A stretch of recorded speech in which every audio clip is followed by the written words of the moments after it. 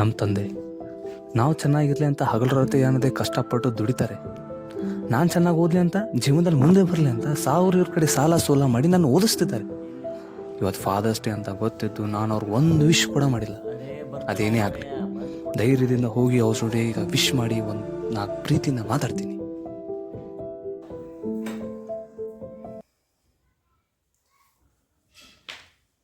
ಅಪ್ಪಾಜಿ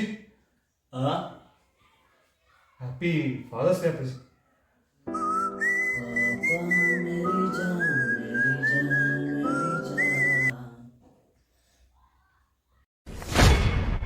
ಹೇಳಪ್ಪ.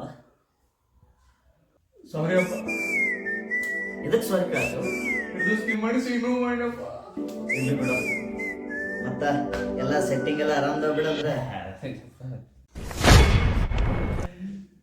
ಮತ್ತ ಯಾರ್ಯಾರು ಏನಂತ ಮೊನ್ನೆ ಓ ಸುಡಿಕೆ 6 ಗಂಟೆ ಟೈಮ್ ಅಭ್ಯಾಸ ಮಾಡ್ಬಿಟ್ಟು ಇದನ್ನ ಮಾಡ್ತೇನೆ. ಏನಿದ್ರು 6 ಗಂಟೆ ಒಳಗೆ, ಆಮೇಲೆ ಅಭ್ಯಾಸ ಮಾಡೋದು. ಫಾದರ್ಸ್ ಡೇ ಲೌಡೆ ಎಲ್ಲ 6 ಗಂಟೆ ಒಳಗೆ ತಗೊಂಬಂದು. ಏ ಇಕ್ಕಿನ ಇವತ್ತು ಫಾದರ್ಸ್ ಡೇ ಐತತ್ ನೋಡ, ನಿಮ್ಮ ಅಪ್ಪ ಅದು ವಿಶ್ ಮಾಡ್ಲಾ ಫೋನ್ ಹಚ್ಚಿ.